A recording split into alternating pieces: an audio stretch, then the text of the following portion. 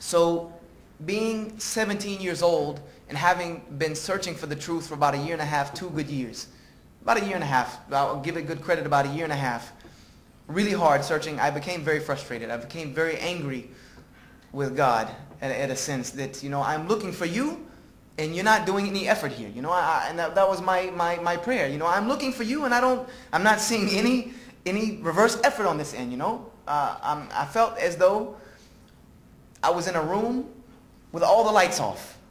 In every doorway, there was about 50,000 doors in the room, and I knew one of them took me out of here, but the lights were off, and the only way I was going to know was be able to read the signs on the door, And I was trying to feel my way through this foolishness to find the right door, and I really got frustrated, And I'm asking God, why don't you just turn on the light for me, please?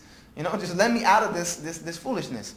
So needless to say that at the age of 17, when you don't have anywhere else to go, there's a lot of friends that can show you a lot of places to go, trust me.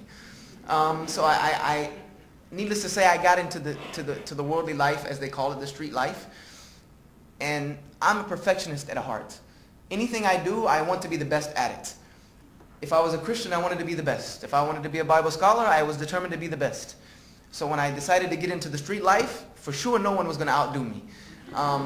So I went from one way to extremely the other way really quick. I was getting into trouble, getting kicked out of school. I got expelled. I had to go to night school. I was getting arrested. All these things were happening to me at the age of 17. And my grandmother she was bewildered at all of this. She had no idea what had happened to me. And she was always there telling me, what happened to you? And I would tell her, that I'm tired of looking for God. I know He's there, but He doesn't care about me. I must not be that important if I'm looking for Him and He's not looking for me. So I said, I don't want to hear that. I'm going, I'm leaving. And I would be out of the house. And I stayed out of the house all the time. Because at that time I had a license, could do what I wanted to do. There was 2 incidents that changed all of that. The first incident, I got into a car accident wherein me and my friend were doing about 60 miles an hour on Interstate 385 on our way back from Clemson University. And just so happened that I got accepted into Clemson University on a baseball scholarship and got kicked out a month and a half later because I got arrested for a fight. So this is what that life was doing to me. And so anyway, I was still going to Clemson because all my friends were going, and we were on our way back from Clemson from a party. And it just so happened that night that we were really tired, and I never wore my seatbelt. It was just something I didn't do.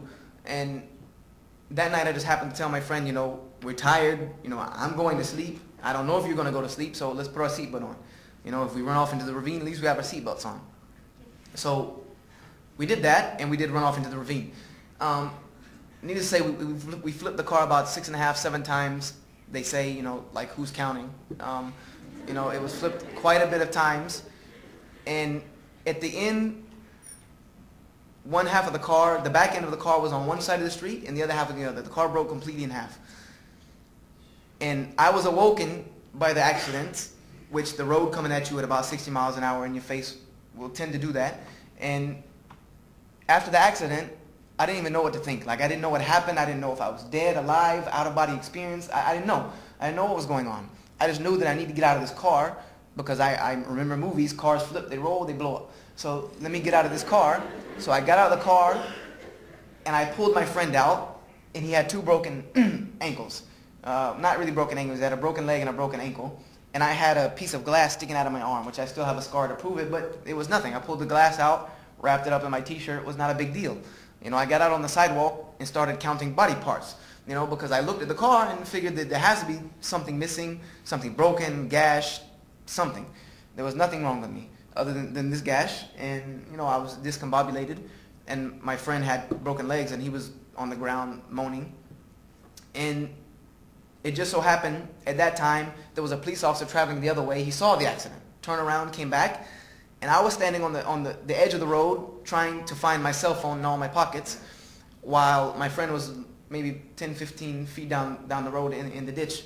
The officer pulled over, got out of the car. I guess he didn't notice that there was not another car parked on the side of the road, but he got out and he asked me, he said, "Did you see the accident?" He came up to me, he said, "Did you see the accident? Did you see what happened? Do you know where are the people?" And I looked at him, and I said, I was in the accident, you know, that's my friend's car.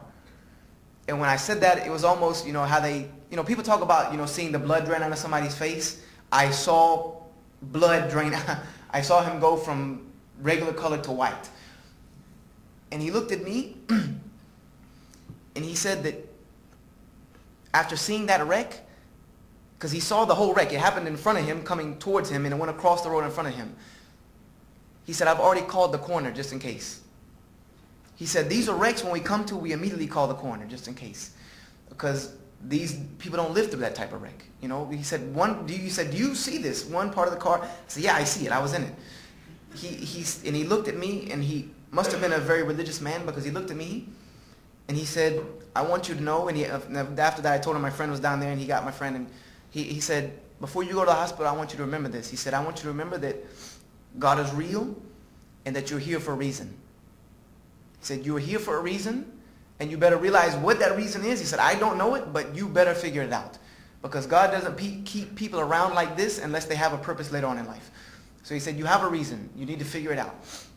And then we got an ambulance and went to the hospital and all that good stuff. Needless to say, that wasn't the only thing that woke me up, because I continued on doing what I was doing, and just figured that, you know, that was, you know, a battle scar, you know, a notch on my belt. You know, I lived through a life-harrowing experience. About a month after that, I traveled to New York with a friend of mine, and I'm drawing quite closely into my story, I hope. I traveled to New York with a friend of mine, and I left the hotel room.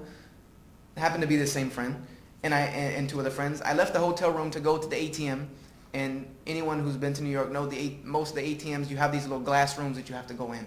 And I think now they're a little safer. When you go in the glass room, it might lock behind you, or no one else can follow you in. Or I don't know if they haven't changed that or not. If not, it seems ridiculous, because people will actually wait outside for someone to go into those ATMs to follow them in after they get the money and rob them. Because where are you going to run? You're in a glass room. It just seems like, you know, it seems like a big trap. So I went in and I withdrew my little $60.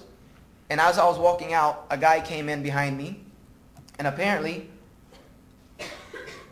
he was so in need of this money, he was so strung out or whatever on drugs, and that he was not willing to take the chance of me not giving him that money. He was not going to take the chance of me running away, not giving him money, fighting him, and somebody noticing him, because he pulled the gun, pointed it in my face, and pulled the trigger. He didn't say a word. He didn't ask anything. He didn't say anything. He put the gun in my face, which by the look of the gun, I would say it was probably a .357, because it was huge. But of course, you know, maybe just because there's a gun in your face, all of them might look huge. But this one looked really big. It looked like a cannon. And he pulled the trigger, and it was a revolver, because I remember distinctly, and I can pull it back as if I was seeing it now. I remember seeing the little cylinder revolve, and I heard the click, because it revolves one way and then goes back, and then the hammer hits it. I remember distinctly, and that sound in my mind is putting goosebumps on me. I remember that distinct click. And then I remember his eyes getting big, because nothing happened. Nothing happened. I don't know if there was not a bullet, or if he was so drugged up that he didn't know the gun was not loaded, or there was a bad bullet. But after that, he started trying to pull the trigger again. And before he even had a chance to do that, I had, because of my martial arts experience, alhamdulillah, thanks to God, I have overcome what's called fight or flight syndrome. You know, I was shocked by the fact of a gun in my face, but I also do know how to react to that very quickly. I'm a Krav Maga trained instructor, which, you know, that's the first thing you work on is fight or flight syndrome. So immediately I bum rushed him and smashed him against the glass. You know, I cracked all the glass that was at the door and shoved him through the door, you know, and ran. You know, I ran and ran back to the hotel room. Didn't want to call the police, because I was not supposed to be in New York by myself. But needless to say, I went back to the hotel room and started thinking to myself that, you know, that I got to get it together. You know, this is crazy. I got to get it together. So I went back home and I sat down and told my grandmother what happened. And she looked at me and, you know, she told me, she said, the police officer was right when he told you, you know, that you have a purpose.